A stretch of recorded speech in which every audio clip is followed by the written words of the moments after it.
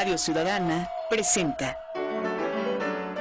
México y sus historiadores, episodios y personajes de nuestra historia en voz de sus investigadores. Conducen Elsa Aguilar Casas y Pablo Serrano Álvarez.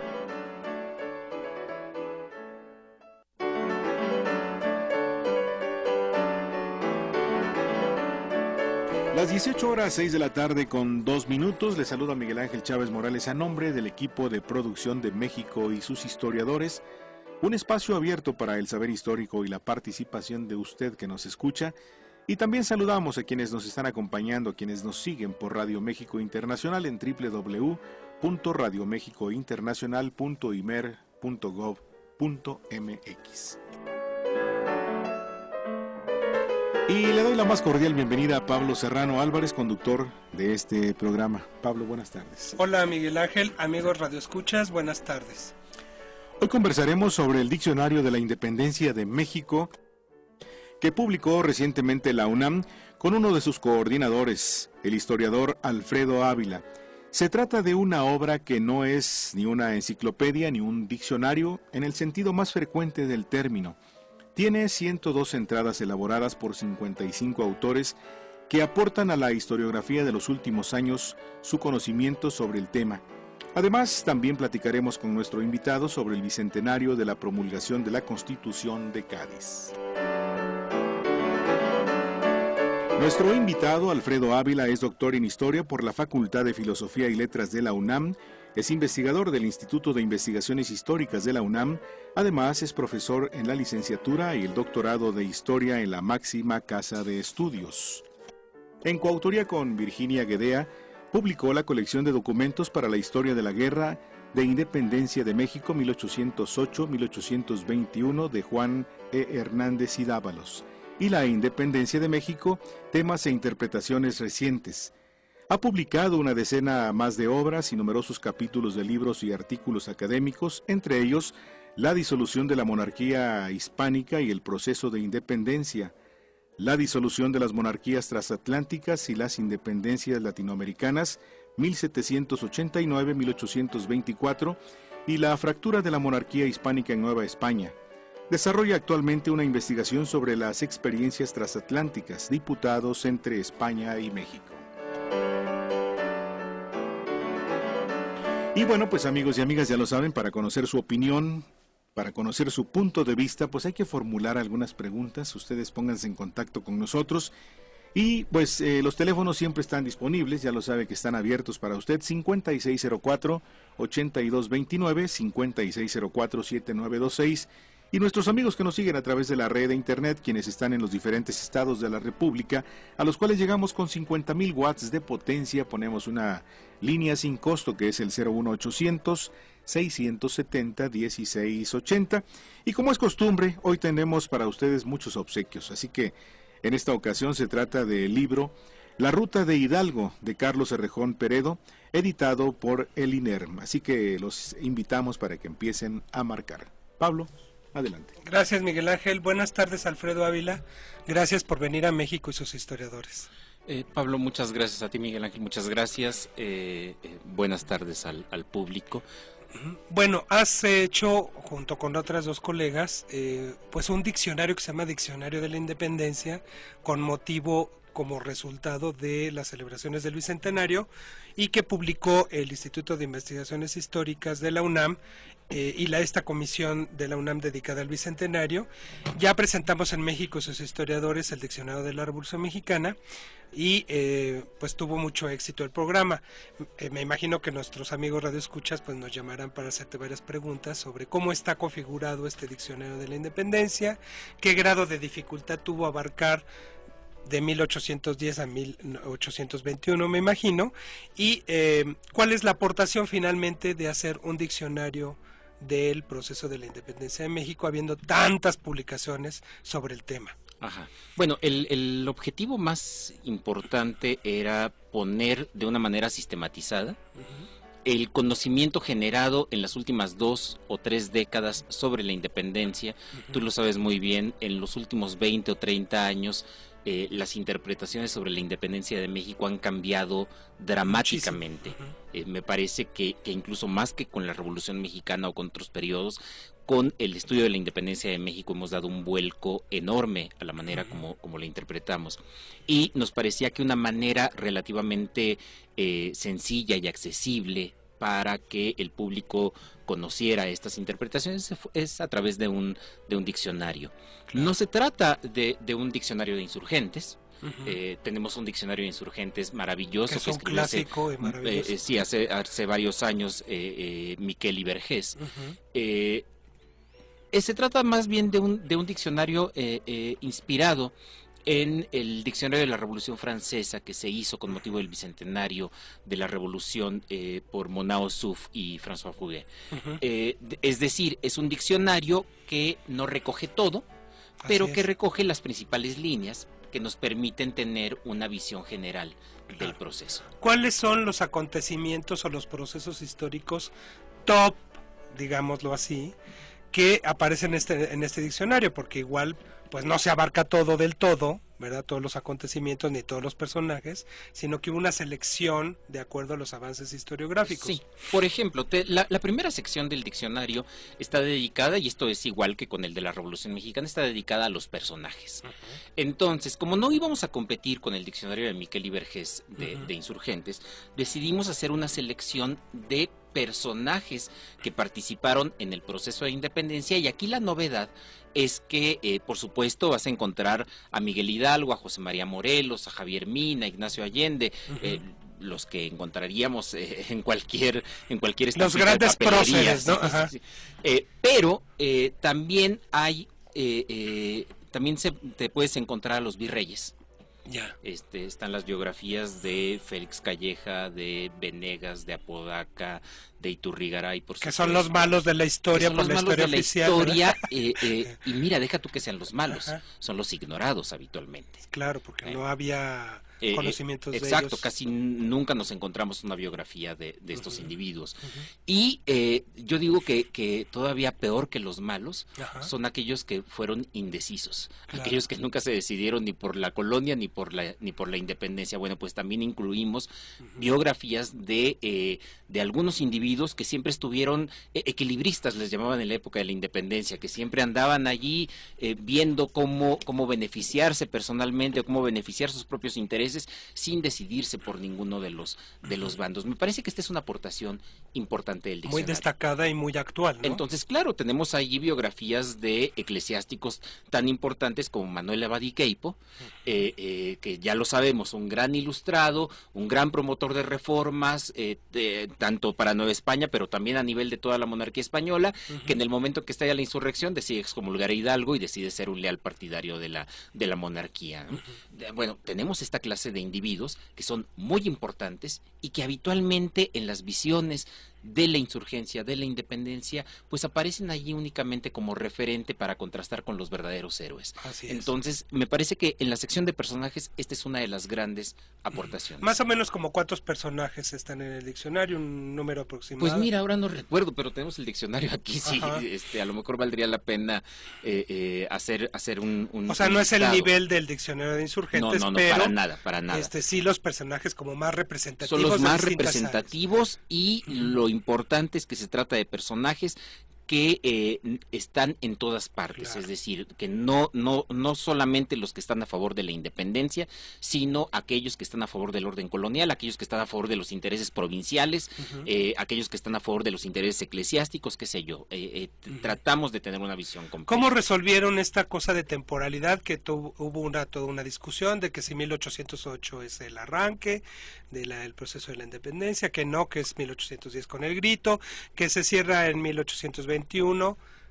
¿Cómo resolvieron la cronología? Bueno, el cierre fue lo más sencillo. Decidimos cerrar en 1821, pese a que algunos colegas insisten en que en realidad tendríamos que cerrar con el momento en que se establece la República, por ejemplo, en 1823, o la República Federal en 1824.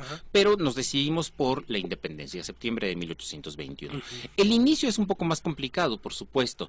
Estuvimos trabajando con una de las coordinadoras desde un inicio, con Virginia Guedea, que Virginia es una de las historiadoras que desde hace mucho tiempo viene dando lata acerca de que hay que ver más hacia 1808 que a 1810. Así es. Entonces, bueno, hay un poco el trabajo que hice con Virginia, que además he venido trabajando con ella en muchos otros proyectos, pues ya me indicaba que teníamos que irnos más hacia 1808. Pero todavía hay otro elemento. Incluimos algunas biografías, por ejemplo, de obispos, que en realidad tuvieron su mayor importancia justo antes del momento del estallido de la insurrección, como Lizana, por ejemplo. Y esto porque consideramos que en realidad lo que llamamos proceso de independencia no es otra cosa que un proceso de crisis y de fractura de la monarquía española. Y pues la crisis y la fractura venía desde antes. La crisis no empezó en 1808. Bueno, y ahí se ponen también las biografías de los participantes de lo de 1808 en la Ciudad de México, que antes, por lo menos cuando yo era estudiante, pues se revisaba eso así como muy tangencialmente, ¿verdad? O se veía como antecedentes, ¿no? Ándale, Siempre se veía los antecedentes. Que eso, bueno, va a causar mucho interés en el público, ¿no? Sí, no, por supuesto. Acá tenemos a Primo de Verdad, tenemos a Villaurrutia, que fue el único oidor que estuvo a favor de las propuestas autonomistas de 1808. Sí, tratamos de hacerlo lo más amplio posible, siempre considerando que no podemos abarcar todo y que desde un inicio teníamos que quedarnos únicamente con personajes representativos. Así es. Bueno, y otra sección es como de movimientos sociales. Sí, tenemos una sección dedicada a la guerra. Que eso es muy interesante. Esto es muy interesante y aquí debo decir que sí fuimos un poco en contra de las tendencias historiográficas más recientes. Cuando uno revisa la historiografía de los últimos 20 años sobre el tema, la guerra cada vez está menos estudiada. Así es. Cada vez, aquello que durante mucho tiempo había sido el principal motivo de investigación, cada vez está siendo dejado de lado. Ahora los temas más importantes tienen que ver con política, con cultura política, con cultura constitucional. Y la guerra como que se había quedado allí un poco al margen. Entonces lo que hicimos con la guerra fue empezar a relacionar la guerra con las regiones. Y el segundo apartado trata precisamente de las principales campañas militares. Estaba escuchando hace un momento que tienen para regalar el libro de Carlos Cerrejón sobre la ruta de Hidalgo. Bueno, el propio Carlos Cerrejón colabora con nosotros precisamente para las campañas de Miguel Hidalgo. Tenemos una entrada sobre campañas de José María Morelos, campañas del Ejército Trigarante, pero también la guerra en distintos escenarios. La guerra en el sureste, la guerra en el norte, la guerra en occidente, en el Bajío, en el sur de Nueva España. Eso es muy interesante porque uno de los avances historiográficos justamente de los 20 años últimos son los estudios regionales. Entonces, antes se desconocía casi por completo, si no era el Bajío, el occidente, la expresión de la guerra de independencia de las regiones. Entonces, pues eso es una gran aportación, ¿no? Claro, y que además la guerra termina explicándose en buena medida por los conflictos regionales que hay en cada parte del virreinato. Más allá de las aspiraciones de independencia o más allá de las propuestas frente a la crisis de la monarquía española, tenemos conflictos locales que explican en buena medida el devenir de la guerra en cada una de las partes de Nueva España. Claro. Y que efectivamente no se habían estudiado. Bueno, para no ir tan lejos, hasta hace muy poco tiempo no teníamos buenos estudios sobre la guerra en el norte. Claro. Y la guerra en el norte es importantísima. Claro, vamos a una pequeña pausa y volvemos. 6:15 p.m, 6:15. Seguimos en esta invitación para ustedes. Sus comentarios nos nutren, sus comentarios enriquecen, así que sigue en contacto al 5604-8229, 5604-7926 y también la línea sin costo 01800-670-1680. Estamos aquí en México y sus historiadores. Les recuerdo que tenemos el libro La Ruta de Hidalgo de Carlos Cerrejón Peredo, así que es editado por el INERV, así que llámenos, pónganse en contacto con nosotros. Son las 6:15, regresamos. México y sus historiadores, un espacio abierto para el saber histórico y la participación de usted que nos escucha. Jueves, 6:60 de AM. Una estación del Instituto Mexicano de la Radio. Aquí producimos, programamos y transmitimos radio pública con 50,000 watts de potencia. XEDTL. Somos Radio Ciudadana. Todas las versiones.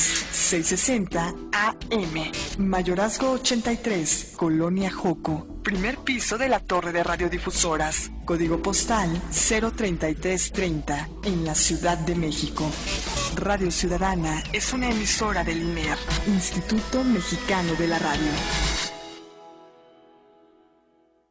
Le regalo el kilo de frijol y le doy un dinerito, pero présteme su credencial de elector y se la doy después de las elecciones. Recoger en cualquier momento credenciales de elector es un delito. Denuncia en la Fiscalía Especializada para la Atención de Delitos Electorales, la cual trabaja para que nadie te obligue a votar por alguien que no quieres. Llama al 01800-833-7233 o al 5346-3103 o escribe a fiscalenlinea@pgr.gov.mx. El voto es tuyo, la democracia también. Denuncia en la FEPADE. Nuestro dinero tiene distintos elementos de seguridad, pero aún así, enfrenta riesgos. La falsificación es un delito federal que incluye la producción, almacenamiento, distribución y uso intencional de dinero falso, que se castiga hasta con 12 años de prisión. Consulta la página en internet de Banco de México, www.banjico.org.mx/billetes y monedas. O llama sin costo al 01800 Banjico. Fíjate bien, es tu dinero. Las propuestas son las mismas, todo lo mismo. Ahora que vienen las elecciones, vamos a ver quién queda. ¿Quién queda? Querrás decir a quién vamos a elegir. Y para eso hay que conocer lo que proponen. ¿Para qué? Ahí vamos viendo qué hacen los que queden, ¿no? Tío, hay que pensarlo bien y luego seguirle la pista a quien gane. ¿Cómo seguirle la pista? Sí, pues no solo es votar por votar. Hay que estar al pendiente de lo que hacen y de que cumplan lo que prometieron. Mira. No lo había pensado por ese lado, ¿eh? Lo que hace grande a un país es la participación de su gente. IFE. Radio Ciudadana. México y sus historiadores, voces expertas para dar Bueno, respuesta. Alfredo, veo aquí el índice. Además, queridos amigos, amigas, Diccionario de la Independencia de México para regalarles a ustedes, así es que lo único que tienen que hacer es llamarnos, hacer un comentario sobre este programa o sobre alguna pregunta, alguna duda que le quieran plantear a Alfredo Ávila. Este libro pues fue coordinado por el mismo Alfredo, por Virginia Guedea, Ana Carolina Ibarra. Ana Carolina ha estado la vez pasada con nosotros hablando de la Constitución de Cádiz. Es una edición maravillosa, que como había dicho en el caso de del Diccionario de la Revolución Mexicana, pues está muy bien impreso, muy bien editado, es muy interesante porque además es una gran aportación historiográfica al estudio de la independencia de México, así es que llámenos, trajo 5 ejemplares, para que ustedes se lleven un ejemplar a sus casas y lo tengan ahí como obra de consulta o simplemente para documentar el chisme acerca de la independencia. Alfredo, veo el índice que me parece bastante una aportación, como tú dices, la parte de los personajes, la guerra, pero hay unos conceptos que antes pues no se trabajaban mucho en la historiografía, como ser la cultura política en esta época de la independencia que pues es una aportación. ¿Qué temas abordaron en este capítulo sobre la cultura política? Pues mira, efectivamente esas son las aportaciones que hay en este diccionario como más novedosas. Todo trata de poner lo último de la historiografía a disposición del público, pero además como tema, me parece que de conceptos y cultura política es muy importante. Todo surgió por alguna discusión muy académica, muy enredada, que no voy a repetir aquí, pero que tenía que ver acerca con qué entienden en la época, qué se entiende en la época por una serie de categorías y conceptos que nosotros damos por sentado, y que de pronto nos damos cuenta de que no tienen nada que ver o que tienen poco que ver con lo que nosotros creemos que son. Así es. Por ejemplo, el término independencia, es decir, cuando don Miguel Hidalgo, estando preso allá en Chihuahua, le preguntan cuál fue su delito, él responde sin ninguna duda: mi delito fue haber querido hacer independiente este reino. Sí, pero ¿qué significa independencia? Y más para la época, ¿verdad? Exacto, para esa época, ¿qué significa independencia? En el contexto de una España ocupada por Napoleón, ocupada por los franceses, ¿qué significaba? ¿Ser independiente de quién? Claro. Y bueno, todo parece indicar que en realidad lo que quiere Miguel Hidalgo es independencia de esa España afrancesada, de esa España que está bajo dominio napoleónico. Así es. Y como esto, hay muchas otras cosas. ¿Qué significa independencia? ¿Qué significa soberanía? O sea, nosotros entendemos la independencia como crear una nación soberana. Bueno, ¿qué se entiende por soberanía en aquella época? Soberanía tenía un significado bastante más simple que el que tiene ahora. Soberanía es el que está sobre todos, es el poder superior. Entonces, por eso tanto las Cortes de Cádiz como el Congreso de Chilpancingo se asumen como soberanos. Pero esto no quiere decir, como entendemos ahora, nuestro concepto actual de soberanía es excluyente. Nadie puede disputarle el poder al soberano. En aquella época no, en aquella época simplemente soberano es el poder que está por encima de los demás poderes. Y esto no quiere decir que los demás poderes no puedan funcionar. Claro. ¿El mismo concepto de autonomía puede ser? El concepto de autonomía está incluido allí, pero con la advertencia, es un concepto de historiadores. Nadie en la época de la independencia dijo que quería la autonomía. ¿Sí? Es un concepto que ahora se usa mucho. Sí. Eso y la autogestión. Exacto. Tal, ¿no? Pero en aquella época nadie lo usaba. En aquella época usaban independencia. Pero claro, usaban independencia como nosotros entendemos autonomía. Entonces, estos juegos que son muy sutiles están aquí explicados de una manera que yo creo que es una forma muy didáctica, una manera muy clara, para que el lector que no esté especializado y que no tiene por qué meterse ahora sí que a las tripas del debate historiográfico, pues pueda comprenderlos. Pero además, entre los conceptos y la cultura política, hay también algunas novedades que desde hace mucho tiempo sabemos que están allí, pero que casi nunca se habían estudiado en la historiografía tradicional. Por ejemplo, este es el momento del surgimiento del ciudadano. Que eso es un concepto también muy reciente. Es un concepto que inicia con la Revolución Francesa y que en México, gracias a la Constitución de Cádiz, de la que hablaremos un poco más adelante, pero también gracias a la Guerra de Independencia, empieza a transformarse de los súbditos que eran de la monarquía española a ciudadanos. Junto con los ciudadanos están las prácticas electorales. Dentro de un par de meses tendremos elecciones en este país. Bueno, las primeras elecciones que hubo en México fueron en noviembre de 1812, en plena guerra de independencia. O sea, al mismo tiempo que don José María Morelos, que Ignacio Rayón están dándose de balazos con Félix Calleja, con José de la Cruz, bueno, al mismo tiempo hay instituciones que están estableciendo que habrá elecciones y los ciudadanos salen a elegir a sus autoridades por primera vez en la historia de este país. En la historiografía vieja se hablaba mucho de la independencia ligada a conceptos como la libertad, la igualdad, la fraternidad. ¿Estos conceptos fueron un poco reactualizados en este diccionario? Sí, por supuesto. Sí, es decir, igualdad, ¿qué se entiende por igualdad? Monarquía. ¿Qué se entiende por monarquía? Nosotros sabemos actualmente que, de hecho, la principal forma de gobierno propuesta en esa época era una forma de gobierno monárquica. Claro, porque además eran ideas monárquicas que todos tenían hasta claro, la médula. O sea, sabemos que, bueno, tenemos a Morelos como un caso muy excepcional, tenemos a Miguel Hidalgo que siempre se mantuvo un poco ambiguo, pero tenemos a Ignacio Allende que era claramente monárquico, tenemos a Ignacio López Rayón que también era claramente monárquico, el proyecto de la figura de Fernando VII estaba ahí. Era una figura intocable hasta que se dieron cuenta de quién era el hombre, pero en términos generales, estos conceptos que habitualmente habían sido desdeñados, monarquía, ¿a quién le importa, no? Bueno, estos conceptos ahora se están revalorizando y se está poniendo en su justa dimensión. Con nuevas fuentes y con una línea de interpretación mucho más novedosa, ¿no? Sí, por supuesto. No tan machacona de qué es el origen de la patria y de la nación mexicana y todo eso, ¿no? Sino más ligada a nuevas fuentes y a nuevos recursos de interpretación. A nuevas fuentes, pero fíjate que no solo a nuevas fuentes, sino a nuevas maneras de ver. Yo creo que lo más importante que han hecho los historiadores en las últimas décadas sobre la guerra de independencia es quitarse prejuicios. Eso está muy bien. Porque muchas veces las fuentes son las mismas.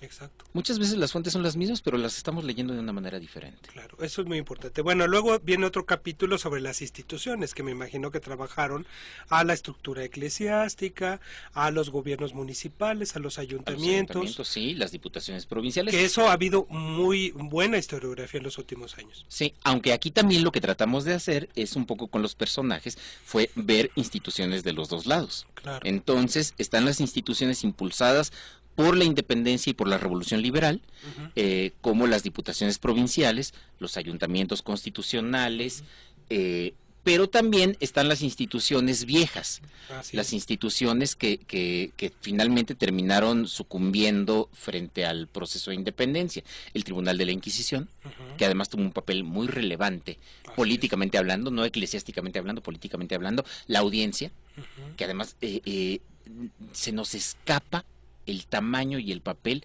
de una institución como la Audiencia. Porque a pesar del grito y todo esto, de independencia siguieron funcionando. Siguieron funcionando, sí. ¿No? Y la gente de repente no ubica eso. Cree que hubo un corte histórico, que se fueron las instituciones antiguas y pues no, siguieron permaneciendo y funcionando como tales. Y el derecho antiguo siguió funcionando todavía durante muchos años. Bueno, y después hay un capítulo que como que lo engloba todo, que es la sociedad, la economía y la cultura. Me imagino que ahí hay empresarios, los nobles, ¿qué pasó con ellos?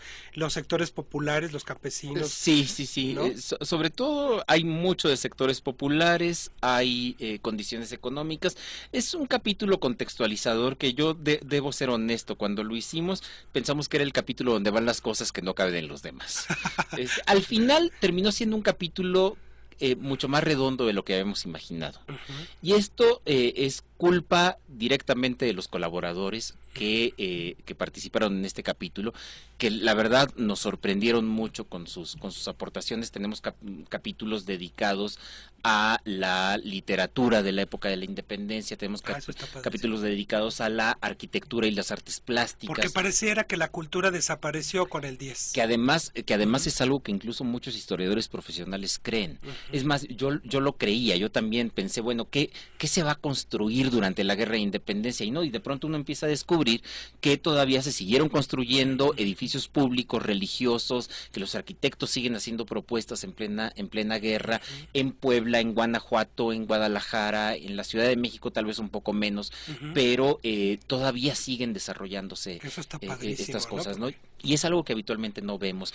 Un capítulo dedicado a la demografía, por ejemplo, que esto es algo fundamental, creo yo, porque de pronto se nos olvidan algunas cosas.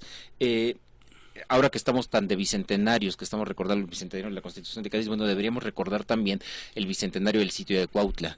El sitio de Cuautla, entre otras muchas consecuencias que tuvo, fue la aparición del tifo, de lo que entonces llamaban las fiebres misteriosas, que costaron la vida a decenas de miles de personas y que afectaron demográficamente a la Nueva España y a la guerra. Es decir, la aparición del tifo a finales del 12 y en 1813 sobre todo, explica por qué la guerra terminó tomando características diferentes. La gente se estaba muriendo. Así es. Bueno, y termina, que algo que me parece padrísimo, con un capítulo que se llama Los historiadores, que eso me encanta porque aquí en México sus historiadores llevamos más de 600 entrevistas a historiadores y me gusta a mí en lo particular pues la historia de la historiografía. Y entonces dedican un capítulo a los historiadores. ¿Qué es este capítulo? A los historiadores que han sentado las principales interpretaciones sobre la independencia. Entonces tenemos una decena de autores del siglo XIX, los clásicos, Lorenzo de Zavala, Lucas Alamán, don Carlos María de Bustamante, que a mí me sigue pareciendo impresionante, es muy desordenado pero extraordinario. Por supuesto, Servando Teresa de Mier, que en un sentido estricto es el primer historiador de la insurgencia, Julio Zárate y su colaboración en México a través de los siglos, pero también algunos historiadores del siglo XX, desde algunos historiadores que ya no se leen mucho, como Tejasabre, con aquellas viejas interpretaciones que veían a la guerra de independencia a la luz de la Revolución de 1910, que es una cosa bien interesante. Entonces, la Revolución de 1910, con una marcada tendencia agrarista, hizo que muchos historiadores buscaran agrarismo en la guerra de independencia, ¿no? Tejasabre es uno de ellos. O Moisei Alperovich, que esta visión marxista claramente hecha en la Unión Soviética, además, que ahora está por completo olvidada, rebasada. O las visiones de Luis Villoro, la interpretación de Luis Villoro de la Revolución de Independencia en el libro El proceso ideológico de la Revolución de Independencia, que sorprendentemente es una interpretación que tiene ya casi 60 años y que sigue siendo muy vigente. Muy bien, gracias Alfredo, vamos a la siguiente pausa y regresamos.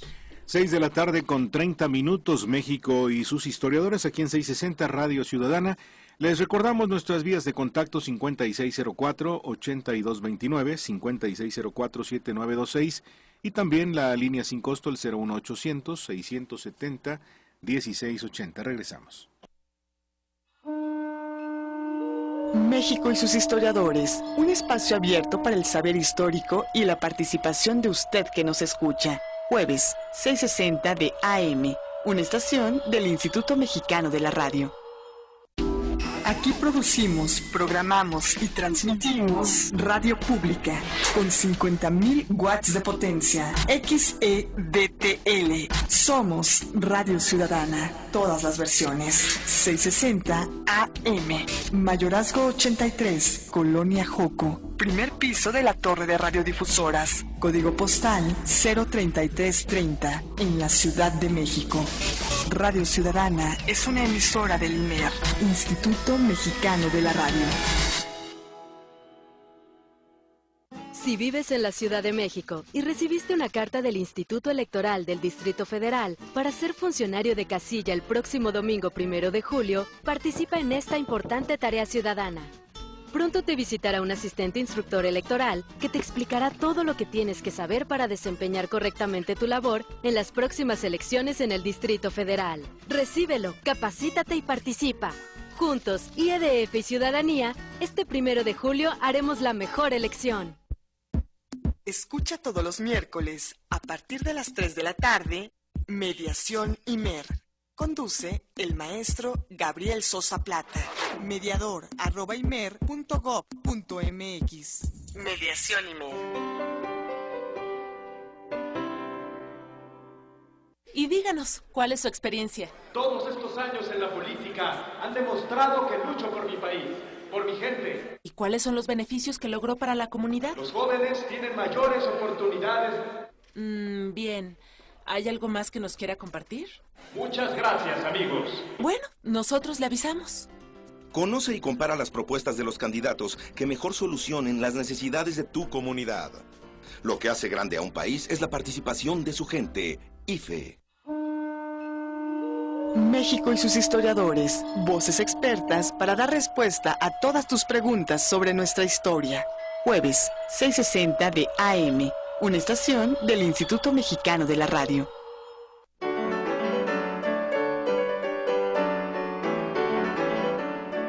Las 6 de la tarde con 33 minutos, ya estamos de regreso aquí en México y sus historiadores.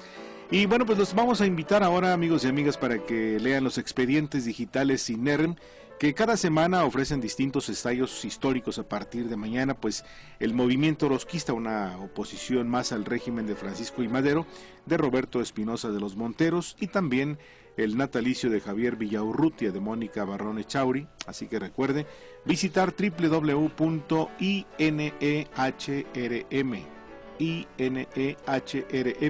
inerm.gov.mx. Y bueno, pues seguimos en esta invitación para que estén en contacto con nosotros. 5604-8229, 5604-7926 y también el 01800-670-1680. Seguimos, Pablo. Gracias, Miguel. Alfredo, bueno, la aportación es indiscutible de este diccionario. Sigan llamándonos para ver quién se lleva los 5 ejemplares que nos trajo Alfredo. ¿Tú qué entradas hiciste? ¿Qué temas? Bueno, yo hice temas, a lo mejor los temas más aburridos, temas que tienen que ver temas que tienen que ver con la cultura política. Uh-huh. Desde hace varios años que he estado trabajando la participación de los diputados, tanto en las Cortes de Cádiz como en el Congreso de Chilpancingo. Me ha interesado temas como la formación del gobierno representativo, las elecciones, el concepto de soberanía. Entonces yo me dediqué a hacer fundamentalmente esos capítulos, ¿no? ¿Qué significado tiene la Constitución de Cádiz en el mundo hispanoamericano? Porque creo que fue la Constitución que sí funcionó, por lo menos en el caso de Nueva España todavía. Mira, la Constitución de Cádiz es mucho más importante de lo que los historiadores tradicionalmente en México le habían otorgado. Uh-huh. Todavía si tú revisas obras clásicas como la Historia de México, Salvat, obras publicadas en los años 70, la Constitución de Cádiz tiene apenas un pequeño capítulo, fundamentalmente relacionado con el restablecimiento de la Constitución en 1820, que da pie a la independencia de México, uh-huh, como reacción. Luego, lo que hemos tenido a partir de 1992, con los trabajos de François Javier Guerra, de Antonio Anino, de Virginia Guedea, es que ahora se le da mucha importancia a la Constitución de Cádiz. Uh-huh. Me parece que el punto medio debería ser más sí, habría que valorarlo más como un punto de medio. La Constitución de Cádiz es muy importante porque muchas de las instituciones que se establecen en México después de la independencia están inspiradas en la Constitución de Cádiz. Por ejemplo, prácticas electorales. El sistema electoral indirecto que se adopta en México desde la Constitución de Apatzingán, pero luego también ya en la época independiente, un sistema electoral indirecto en 3 grados, con ayuntamientos, es copia de la Constitución de Cádiz. Libertad de prensa. El sistema de libertad de prensa que se establece en México independiente es un sistema de libertad de prensa con jurados tal como lo había diseñado la Constitución de Cádiz. El federalismo. Las diputaciones provinciales que estableció la Constitución de Cádiz termina generando o termina dando pie a la formación de congresos locales, de los congresos estatales. Aunque debo decir algo con lo del federalismo, ese fue un resultado no deseado de la Constitución. La Constitución de Cádiz pretendía ser muy centralista, pero el imperio era tan grande que se aplicaron estas formas de gobierno local y terminaron en el federalismo, pero esa no era la intención de los... Bueno, tuvo también un impacto en la configuración del territorio, ¿no? ¿O no? Tuvo un impacto en la configuración del territorio porque aceptaba una serie de premisas que ya existían desde antes. Yo no estoy tan seguro de esto. Me parece que las intendencias, el sistema de intendencias fue mucho más importante en este sentido, ¿no? Bueno, ¿qué diputados fueron de Nueva España? Porque además en un momento convulso, o sea, ¿quién fue a representarnos? ¿Cómo llegaron? ¿Qué hicieron? Sí. Esto es una cosa bien interesante. Actualmente en España se está conmemorando el bicentenario de la Constitución. Así es. Y pensamos que es la primera Constitución española. Bueno, no solo es la primera Constitución española, es una Constitución española en el sentido que se daba en aquella época a lo español, es decir, incluyendo también a los dominios americanos. Esa Constitución es tan mexicana como española.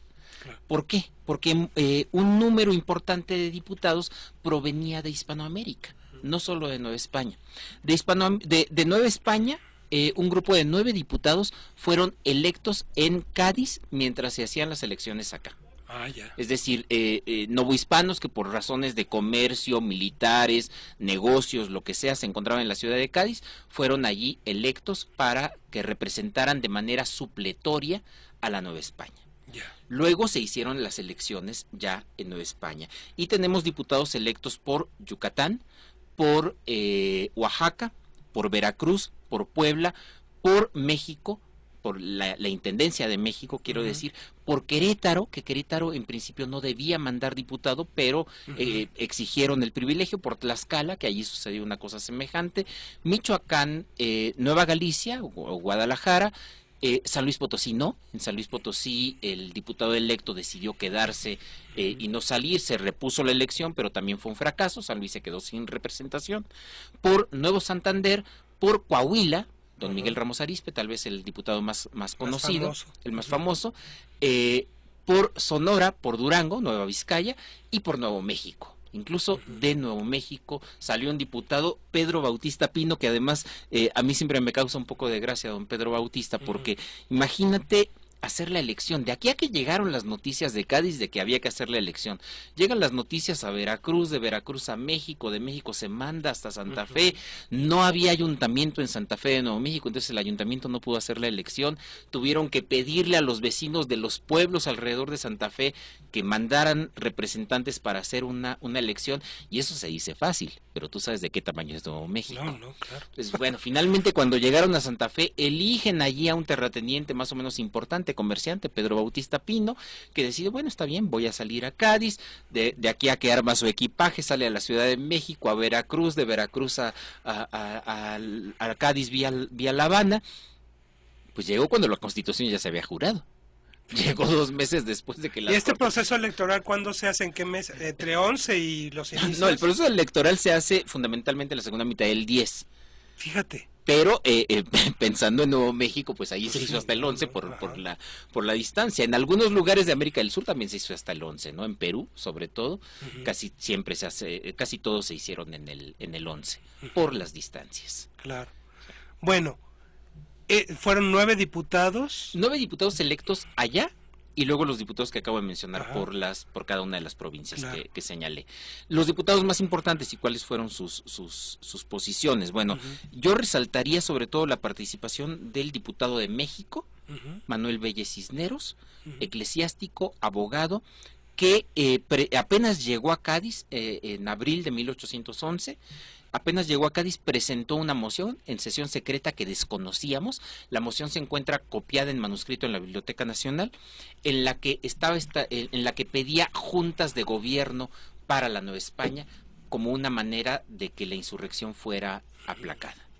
Esa es una de las primeras propuestas de Vélez Cisneros. Fue rechazado por los diputados españoles que no quisieron saber nada de autogobierno en la Nueva España. Es uno de los más importantes. Luego, Miguel Guridi y Alcocer, el diputado de Tlaxcala, importantísimo. Guridi y Alcocer es tal vez el diputado que tiene una mayor participación, diputado de Nueva España con mayor participación en las Cortes de Cádiz, que discute desde asuntos locales hasta asuntos fundamentales como la inclusión de los descendientes de africanos en la ciudadanía, algo a lo que los diputados españoles siempre se opusieron. Claro. Ramos Arizpe, que de ese ni siquiera tengo que hablar mucho, de todos conocido, padre de la propuesta de la Diputación Provincial, es decir, de órganos de gobierno local en las provincias, una propuesta que sí fue aceptada y que finalmente devendría en el caso mexicano en los congresos estatales. Pero también tenemos diputados como Antonio Pérez Martínez. Antonio Pérez Martínez, diputado de Puebla, que, hay para todos, era muy conservador. Pérez Martínez se opuso a la extinción de la Inquisición, estuvo a favor de que el rey aboliera las Cortes cuando regresó a reinar España, una posición que habitualmente no nos gusta ver, pero bueno, también hubo diputados de Nueva España que tuvieron esa clase de actitud, ¿no? ¿Cómo expresaron estos diputados el movimiento de independencia que estaba en ese momento? O sea, ¿cuál era la discusión en Cádiz sobre el tema? Todo el tiempo estuvo presente la insurrección, desde las Cortes de Cádiz, pero también luego las Cortes que hubo en Madrid, ya después de promulgada la Constitución en 1813-14 y luego todavía en 1820. La posición era que si no se daba igualdad de oportunidades a los americanos respecto a los españoles, no habría manera de evitar las independencias. Ramos Arizpe es clarísimo. Yo por eso creo que Ramos Arizpe no era tan bien visto en las Cortes de Cádiz, porque Ramos Arizpe, finalmente norteño, era muy rudo en sus intervenciones, no hablaba claro. Las intervenciones de Ramos Arizpe en las Cortes son: si ustedes no dan autogobierno y no dan igualdad, no van a conservar sus dominios en América. Claro. Que un historiador inglés como John Lynch, recientemente estoy leyendo su biografía de San Martín, dice que finalmente entre el 1808 y el momento que se celebra la Constitución de Cádiz, se resuelve el rollo de la participación de los americanos en el tema de la organización constitucional. ¿Es cierto este? Sí, pero es una solución que no fue benéfica para los americanos. Mira, te lo digo así. Las Cortes de Cádiz se integraron por diputados de distinto tipo. Así como ahora tenemos directos y plurinominales y todo esto, bueno, allá también había distintos tipos. Para España había un diputado por cada 50,000 habitantes, uno por cada provincia, por cada junta de provincia, y uno por las viejas ciudades medievales de voto en Cortes. Para América, un diputado por cada intendencia. Esto le dio a los españoles una sobrerepresentación en las Cortes frente a los americanos. Rápidamente, Hispanoamérica tenía en aquel momento 15 millones de habitantes. La península ibérica tenía 10 millones de habitantes. En buena lógica, debía haber 3 diputados de América por 2 españoles.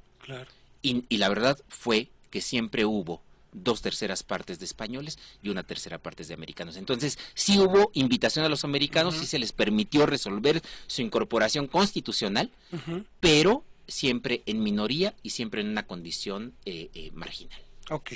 Gracias, Alfredo. Vamos a la siguiente pausa y volvemos, Miguel Ángel. Así es, son las 6 de la tarde con 46 minutos. Le seguimos en esta invitación para que estén en contacto al 5604-8229, 5604-7926. Regresamos.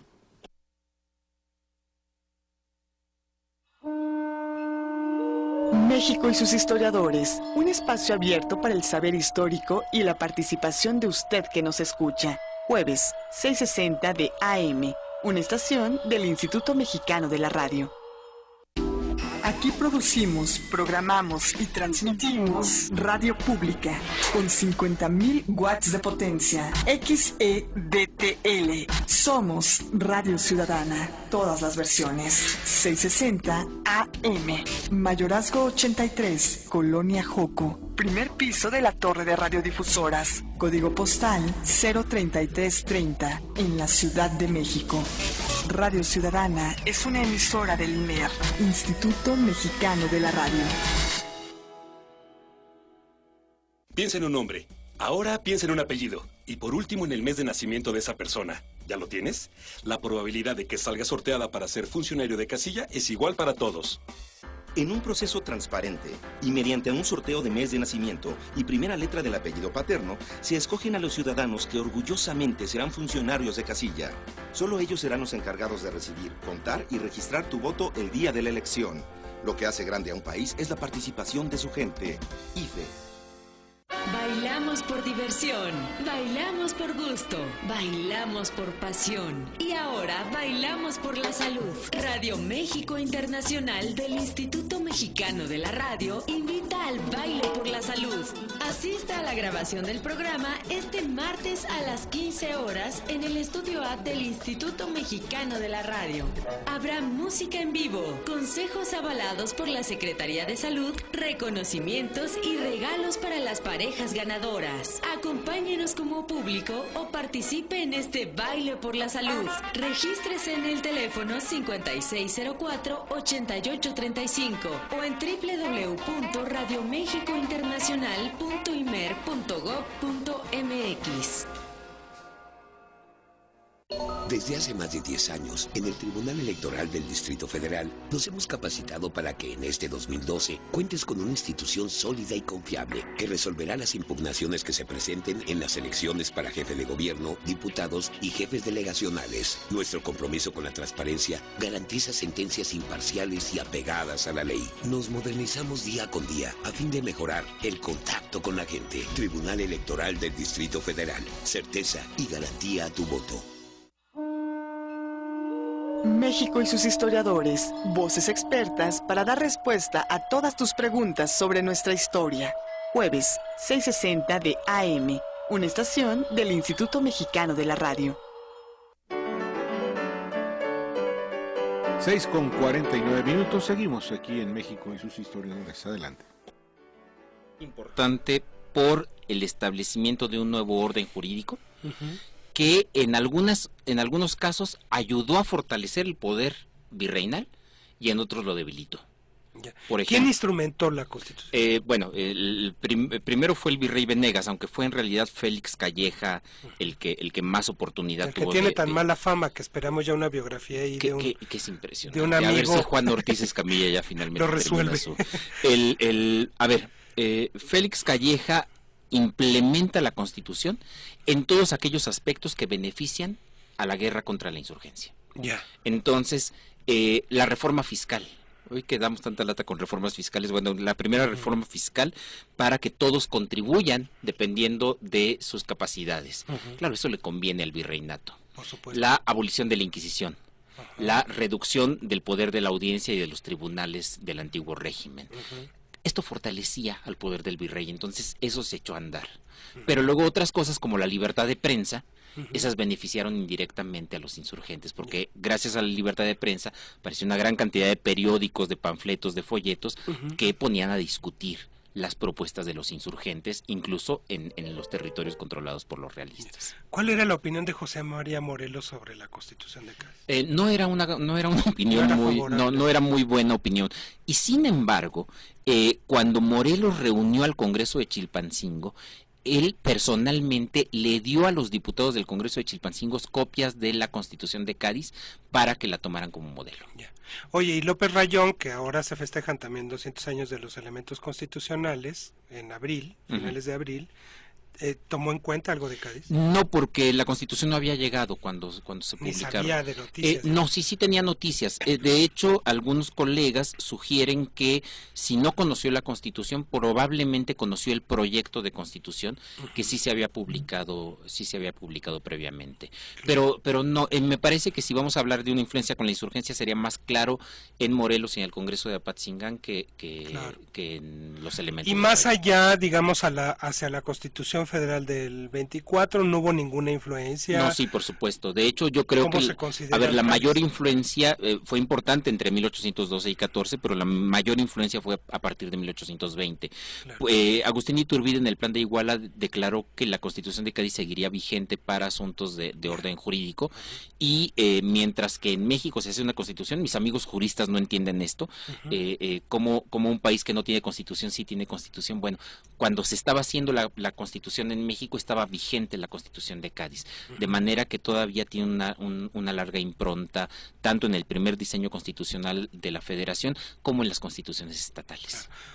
Así brevemente, yo sé que es difícil, ¿qué impacto tuvo en Sudamérica esta cuestión de Cádiz? Más o menos parecido a México. No, para nada. En Centroamérica sí, tuvo un impacto tal vez incluso mayor que el que tuvo en México. Pero en otros lugares no. Por ejemplo, en Venezuela se aplicó fragmentariamente en 1812, y como estaba en plena guerra, Morillo decidió dejarla allí guardada. Se aplica más en 1820 en Caracas, pero Bolívar entra a Caracas y la declara abolida. En Buenos Aires prácticamente no tuvo influencia, en Montevideo tuvo un poco de influencia, y luego está el caso peruano, que es bien interesante porque en Perú sí se aplica, pero se aplica bajo el dominio de un virrey que es mucho más poderoso que cualquiera de los virreyes que tuvimos acá, Abascal, que controló la libertad de prensa, controló las elecciones de una manera impresionante. Claro. Bueno, ¿qué balance podemos decir ahora en el bicentenario de Cádiz? ¿Qué dicen los españoles al respecto? Los españoles dicen que la Constitución de Cádiz fue la primera constitución hispanoamericana. Lo acabo de escuchar en la ceremonia del 19 de marzo. No fue la primera constitución hispanoamericana. Antes de Cádiz tenemos constituciones en Venezuela y en Nueva Granada. Tampoco fue todo lo igualitaria que ellos presumen. Así es. Fue muy igualitaria, fue muy inclusiva, pero también dejó fuera a muchos hispanoamericanos. De entrada, los descendientes de africanos no tuvieron ninguna participación en Cádiz, ni siquiera se les contaba para determinar el número de diputados. Claro. Entonces, claro, es una constitución que tiene una doble cara. Por un lado, invita a Hispanoamérica a formar parte de la nación española, pero por otra parte no la invita en términos de igualdad con España. Claro. Y esto es importante porque al final, por ejemplo, para el caso mexicano, ya en 1820 y 21 vamos a tener muchas publicaciones, folletos y panfletos que dicen, bueno, sí, la Constitución de Cádiz está muy bien, pero sin España. Claro. Porque no nos dan la igualdad que pedimos. Claro. Bueno, obviamente en el diccionario de la Independencia de México, la Constitución de Cádiz. Están las Cortes de Cádiz, la Constitución. ¿Los diputados también? De algunos de ellos, sí. ¿Tú participaste en un diccionario de diputados o algo así? Las Cortes españolas publicaron un diccionario de parlamentarios españoles que, por desgracia, no es fácil de conseguir en México, pero se publicó tanto en papel como en disco compacto este diccionario, con la participación de los diputados de Nueva España, tanto en las Cortes de Cádiz como en las de Madrid de 13-14 y las de Madrid del trienio liberal de 1820 y 21. Claro. Bueno, el público que nos hizo favor de llamar el día de hoy coinciden varios de ellos en que si el diccionario de la Independencia de México contempla a las mujeres, ¿de qué manera se contemplan a las mujeres? Bueno, de entrada en la sección de personajes hay algunas entradas para mujeres, desde Leona Vicario, por ejemplo, que a mí me parece además la heroína más importante del proceso. No quiero demeritar. La más destacada, la más famosa y popular. No, la más famosa es doña Josefa Ortiz. Claro, con los taconazos, ¿verdad? Sí, pero no, a mí quien me parece extraordinaria es Leona Vicario. Es más, yo sospecho que incluso algunos números del Correo Americano, que es el periódico que dirigía a su marido Andrés Quintana Roo, los escribía ella. Sí, no, es una mujer impresionante. Claro. Pero también hay una sección que se llama Mujeres en la Independencia. Hay una sección dedicada precisamente a las mujeres insurgentas o a aquellas que, sin ser insurgentas, también colaboraron con el proceso de independencia. Ya. Platícanos qué historiadores participaron en este proyecto, Ujú. para que la gente un poco, bueno, no vas a mencionar a los 55, pero los más destacados, y más o menos qué temas se trabajaron por ellos. Bueno, tenemos desde las colaboraciones como las que Criston Archer hizo una sola entrada, el ejército. Ya, Pero además es un gran historiador claro, sobre el ejército. yo creo, hay buenos historiadores que trabajan en el ejército, pero no creo que haya alguien que lo haya trabajado con más profundidad y durante Que más él, tiempo que ajá. Criston Archer.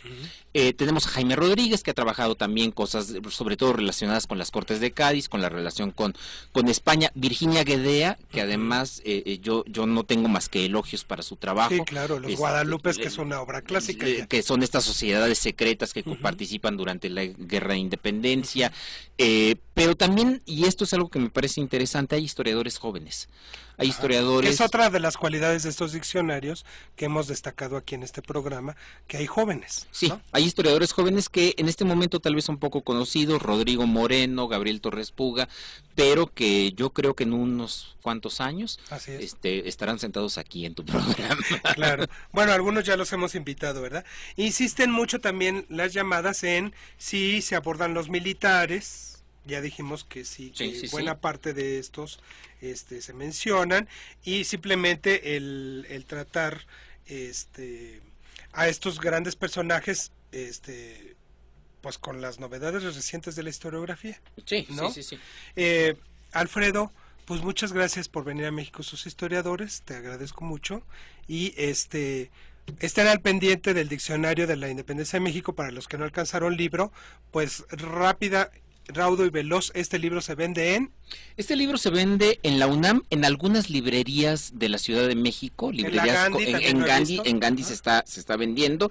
Y algo importante con este diccionario, y ahí no puedo decir nada sobre el de la Revolución, pero este diccionario los coordinadores pedimos que se vendiera al costo de producción, de manera que debe costar cerca de 300 pesos, que para un diccionario de este tamaño, pues la verdad Bueno, es y que en las librerías de la UNAM le darán descuento. Y en las librerías de la UNAM, ¿no? los estudiantes y profesores tienen descuento. Muchas gracias, Alfredo Ávila. Pablo, gracias a ti. Pues llegamos a la parte final aquí en 660 Radio Ciudadana de este subprograma México y sus historiadores. Tengo la lista de ganadores del libro La Ruta de Hidalgo. Es Armando Landa, Manuel Soriano, Rolando Díaz, Alfredo Rodríguez y Andrés Cataneo. Todos ellos directamente con una copia de su identificación. Ahorita les vamos a dar la dirección. Y para el Diccionario de la Independencia, los ganadores son Fernando Román, Ariel Salomón Cataneo, Hugo Ortega, Lidia Lezama y Bruno Valtierra. Todos directamente hasta allá en San Ángel, en las instalaciones del INER, en Francisco Madero número 1, entre Plaza San Jacinto y Plaza del Carmen. Con una copia de su identificación. En horario de oficina, Por supuesto, a partir de lunes. Muy bien. Ya pueden ir mañana si gustan. También. Trabajamos en el INER lunes, martes y miércoles, así que pueden ir por sus libros. Muy bien, pues nos vamos, pásenla muy bien. Enlace de coordinación y producción INER, Salvador Castro. José Luis Centeno, quien está en la operación técnica, Elsa que también está... Nuestra querida co-conductora. Así es, ella está hoy en la producción. Y bueno, pues yo soy Miguel Ángel Chávez. José Luis Centeno, ya dije, en los controles, sí, ¿verdad? En la consola digital. Yo soy Miguel Ángel Chávez, pásela bien y quédese aquí en esta frecuencia 660 Radio Ciudadana.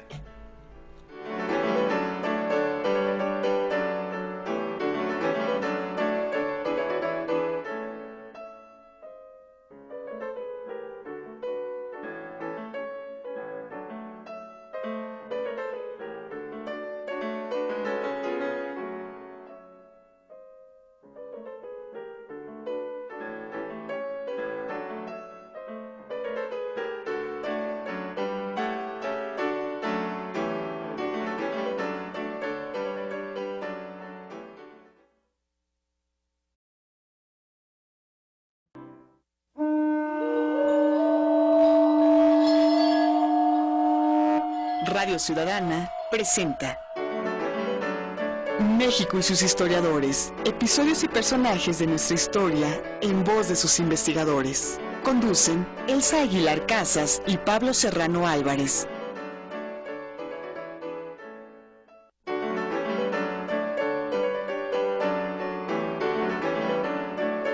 Las 18:06 de la tarde con 2 minutos, les saluda Miguel Ángel Chávez Morales a nombre del equipo de producción de México y sus historiadores, un espacio abierto para el saber histórico y la participación de usted que nos escucha, y también saludamos a quienes nos están acompañando, a quienes nos siguen por Radio México Internacional en www.radiomexicointernacional.imer.gov.mx.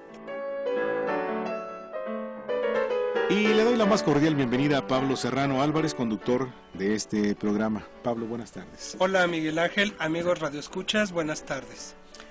Hoy conversaremos sobre el Diccionario de la Independencia de México, que publicó recientemente la UNAM con uno de sus coordinadores, el historiador Alfredo Ávila. Se trata de una obra que no es ni una enciclopedia ni un diccionario en el sentido más frecuente del término. Tiene 102 entradas elaboradas por 55 autores que aportan a la historiografía de los últimos años su conocimiento sobre el tema. Además, también platicaremos con nuestro invitado sobre el bicentenario de la promulgación de la Constitución de Cádiz. Nuestro invitado, Alfredo Ávila, es doctor en Historia por la Facultad de Filosofía y Letras de la UNAM, es investigador del Instituto de Investigaciones Históricas de la UNAM, además es profesor en la licenciatura y el doctorado de Historia en la máxima casa de estudios. En coautoría con Virginia Guedea, publicó la colección de documentos para la historia de la Guerra de Independencia de México 1808-1821 de Juan E. Hernández y Dávalos, y la Independencia de México, temas e interpretaciones recientes. Ha publicado una decena más de obras y numerosos capítulos de libros y artículos académicos, entre ellos La disolución de la monarquía hispánica y el proceso de independencia, La disolución de las monarquías transatlánticas y las independencias latinoamericanas, 1789-1824, y La fractura de la monarquía hispánica en Nueva España. Desarrolla actualmente una investigación sobre las experiencias transatlánticas, diputados entre España y México. Y bueno, pues amigos y amigas, ya lo saben, para conocer su opinión, para conocer su punto de vista, pues hay que formular algunas preguntas. Ustedes pónganse en contacto con nosotros y pues los teléfonos siempre están disponibles, ya lo sabe que están abiertos para usted, 5604-8229, 5604-7926. Y nuestros amigos que nos siguen a través de la red de internet, quienes están en los diferentes estados de la República, a los cuales llegamos con 50,000 watts de potencia, ponemos una línea sin costo que es el 01800-670-1680.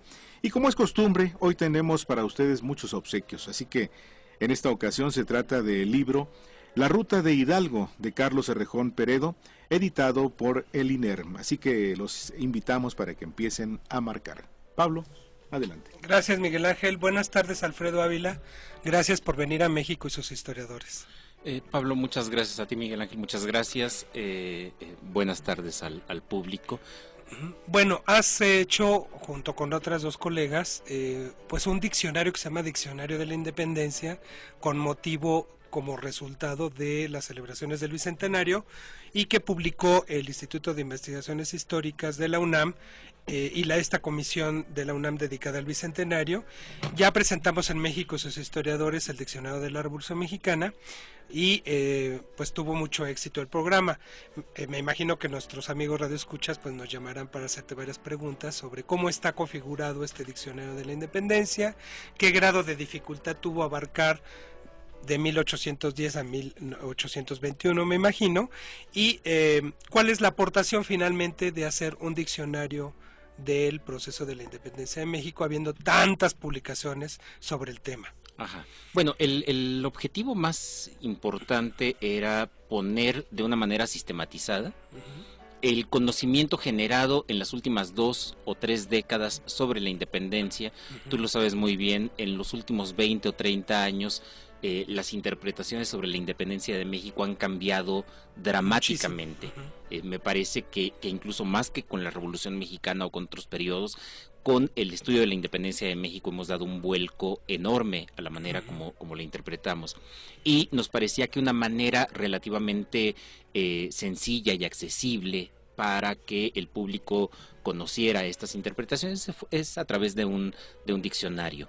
No se trata de un diccionario de insurgentes, Tenemos un diccionario de insurgentes maravilloso. Que es un clásico y maravilloso. Sí, hace varios años, Miquel y Vergés.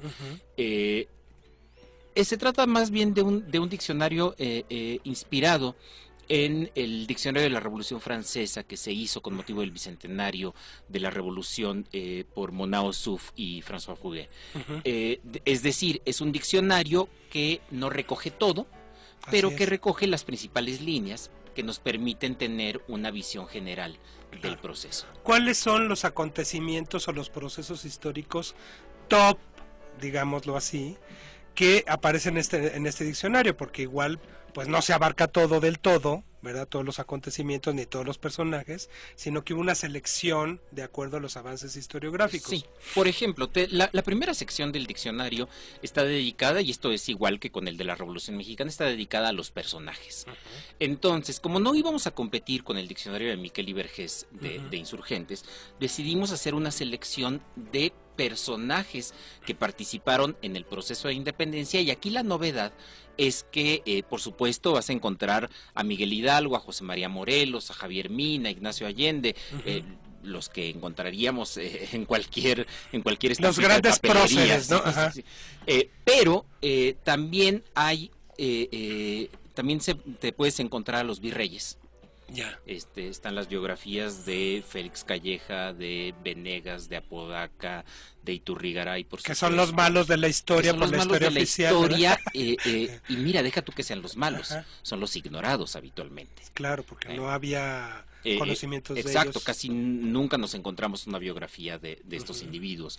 Y yo digo que todavía peor que los malos son aquellos que fueron indecisos, aquellos que nunca se decidieron ni por la colonia ni por la independencia. Bueno, pues también incluimos biografías de algunos individuos que siempre estuvieron equilibristas, les llamaban en la época de la independencia, que siempre andaban allí viendo cómo beneficiarse personalmente o cómo beneficiar sus propios intereses sin decidirse por ninguno de los bandos. Me parece que esta es una aportación importante del diccionario. Muy destacada y muy actual, ¿no? Entonces, claro, tenemos allí biografías de eclesiásticos tan importantes como Manuel Abad y Queipo, que ya lo sabemos, un gran ilustrado, un gran promotor de reformas, tanto para Nueva España, pero también a nivel de toda la monarquía española, que en el momento que estalla la insurrección decide excomulgar a Hidalgo y decide ser un leal partidario de la monarquía, ¿no? Bueno, tenemos esta clase de individuos que son muy importantes y que habitualmente en las visiones de la insurgencia, de la independencia, pues aparecen allí únicamente como referente para contrastar con los verdaderos héroes. Así es. Entonces, me parece que en la sección de personajes esta es una de las grandes aportaciones. Más o menos como ¿cuántos personajes están en el diccionario? ¿Un número aproximado? Pues mira, ahora no recuerdo, pero tenemos el diccionario aquí, sí, a lo mejor valdría la pena hacer un o sea, no es el nivel del diccionario de insurgentes, no, pero para nada. Sí, los personajes como más representativos. Son los más representativos y lo importante es que se trata de